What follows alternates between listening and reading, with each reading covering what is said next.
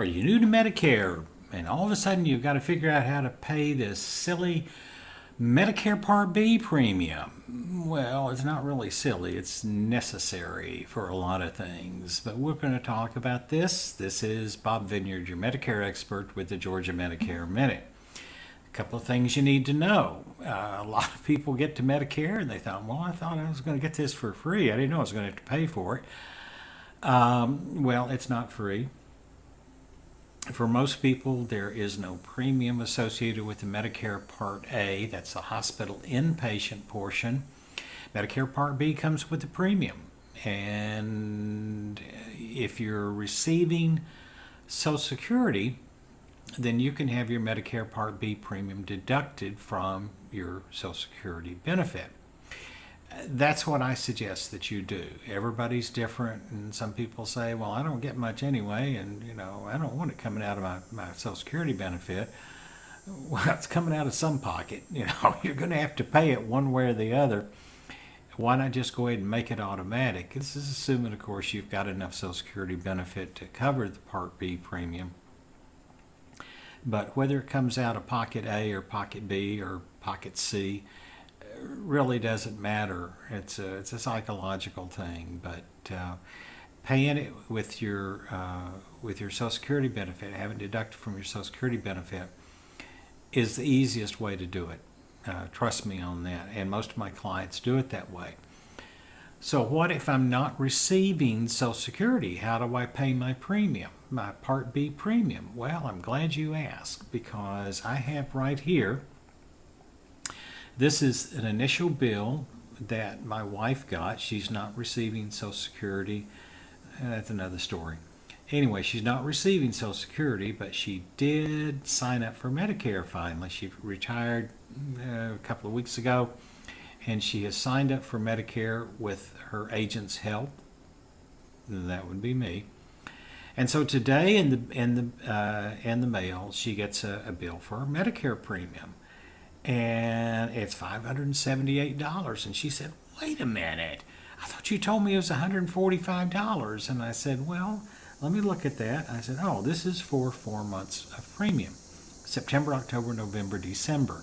Normally, your first bill, if you're not receiving Social Security, or if you are receiving Social Security, but you say, "I don't want it to come out of my check," then you'll get a bill, and it will be a quarterly bill. Well, she got a bill for 4 months. Why did she get a bill for 4 months? Because her Medicare benefits start September 1. Medicare premiums will be changing in January. We don't know how much yet. But they'll be changing in January. So they just went ahead and billed her for 4 months. So she's got a bill for $578.40. Well, she's one that likes to write checks on everything. And I said, no, let's not do it that way. If you're not going to receive Social Security and you don't want it taken out of your Social Security benefit, when you do get around to filing for Social Security, I'm going to make a suggestion. I think you should pay it online. Well, I don't want to give Medicare my number, or my bank information, or whatever it is. And it's like, well, you got to give it to them somehow, because you can't just send money in there and say, all right, I've paid my premium. They got to know where to allocate it. So there are there's 4 ways to pay your Medicare bill if you don't want to have it deducted from your Social Security, or if you don't have Social Security yet. One is pay online with your bank's website. I don't use bill pay. I pay everything online, but I don't use the bank's bill pay.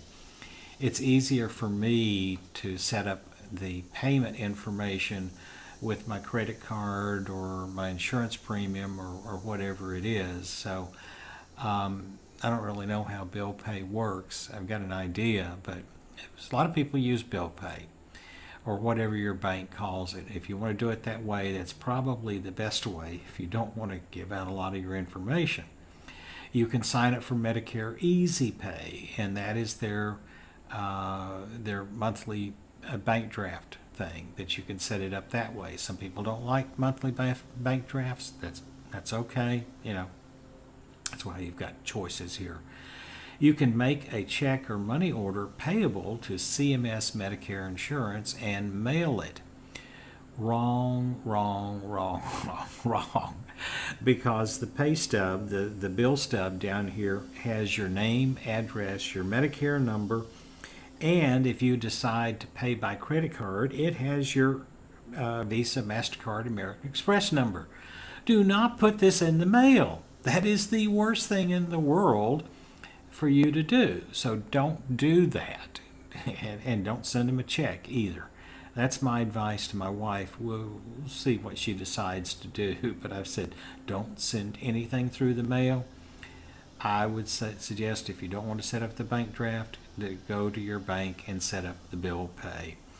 And then if you don't want to send a check or money order in the mail, then you can you can turn in on your form here, give them your Visa, MasterCard, American Express, or Discover number.